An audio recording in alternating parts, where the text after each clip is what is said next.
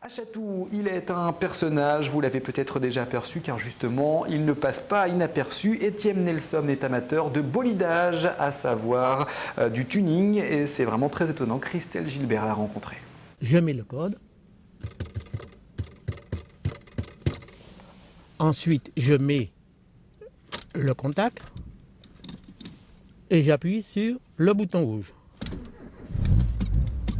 Ah, ça ne laisse pas indifférent. Étienne Nelson a 68 ans. Il y a 26 ans, il achète sa première voiture, une simple Ford Sierra. J'ai abandonné l'horlogerie pour me lancer dans la représentation de commerce. Le problème, c'est que quand vous êtes représentant, vous êtes obligé d'aller plus vite que les autres. Quand vous êtes tout seul dans votre voiture et un client vous dit « je vous attends à telle heure », ça pousse.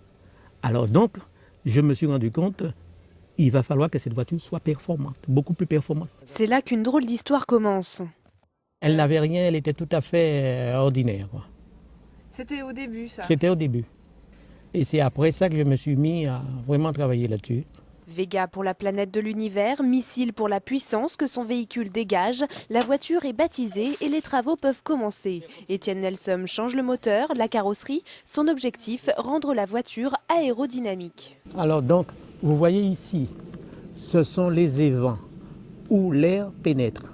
Vous voyez, il y en a 1, 2, 3, 4, 5, 10 et tous les autres petits qui sont à côté. Il y a beaucoup moins d'air qui sort que ce qui rentre. Le peu qui sort sont compressés et ça vous donne une poussée dans le sens de la marche. Nous avons les béquets, ce qu'on appelle les béquets.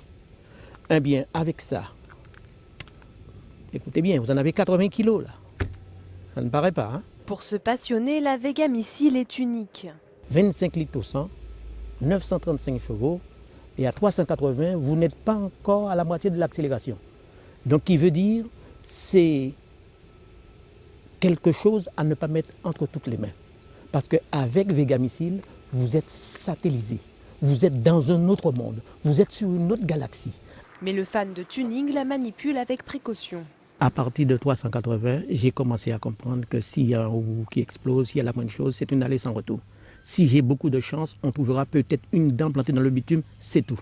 Espérons qu'il n'aille pas trop vite. En attendant, le père de la Vega Missile cherche un sponsor. Il est également prêt à exposer son bijou dans des salons. Cette fois, ils sont partis, les fous du volant. Et Monsieur Nelson cherche des sponsors pour sa Vega Missile car il souhaite tout simplement changer les roues de sa voiture.